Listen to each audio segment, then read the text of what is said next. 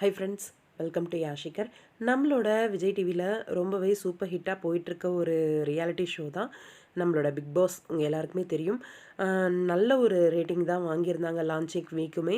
அதை பற்றி அந்த சேனலோட ஹெட்டெல்லாம் கூட ரீசெண்டாக போஸ்ட் பண்ணியிருந்தார், பார்த்துருப்பீங்க. இதில் வீடியோவில் என்ன பார்க்க போகிறோம் அப்படின்னா, நாளைக்கு எலிமினேஷன், இன்றைக்கி அதோட ஷூட் வந்து எடுத்து முடிச்சிட்டாங்க. யார் வந்து எலிமினேட் ஆகி வெளியில் போகிறாங்க அப்படின்னு பார்த்தீங்கன்னா, அப்சரா. அவங்க தான் வந்து எலிமினேட் ஆகி வெளில போகிறாங்க. டிரான்ஸ்ஜெண்டராக வந்து இவங்க உள்ளே வந்தாங்க. நல்லா தான் பெர்ஃபார்ம் பண்ணிகிட்டு இருந்தாங்க. சடனாக வந்து எலிமினேட் ஆகி போகிறாங்க. உண்மையாக என்னால் சுத்தமாக ஏற்றுக்க முடியல இவங்க எலிமினேட் ஆகி போகிறது. ஏன்னா உள்ளுக்குள்ளே இருந்துக்கிட்டு அவ்வளோ நெகட்டிவ் வைப். ஏங்க சின்ன பசங்க அந்த ஷோ வந்து பார்க்க முடியுமா? எனக்கு அவ்வளோ இரிட்டேட் ஆகுது.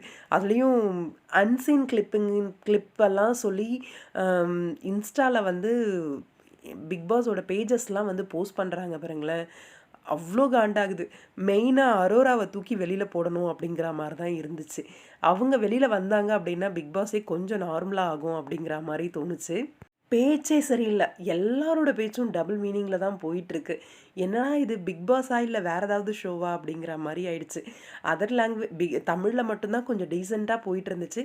தமிழ்லேயும் இந்த சீசன் வந்து ரொம்ப வெஸ்ட் ஆயிடுச்சு. என்னடா திவாகர்லாம் உள்ளே விட்டுருக்கீங்க அப்படின்னு யோசித்தோம். ஆனால் திவாகர்லாம் 100% வந்து தேவலை போல இருக்குது அரோராக்கு. ஒன்றும் சொல்கிறதுக்கு இல்லை அப்படிங்கிற மாதிரி தான் இருந்துச்சு. உங்களோட கருத்துக்கள்?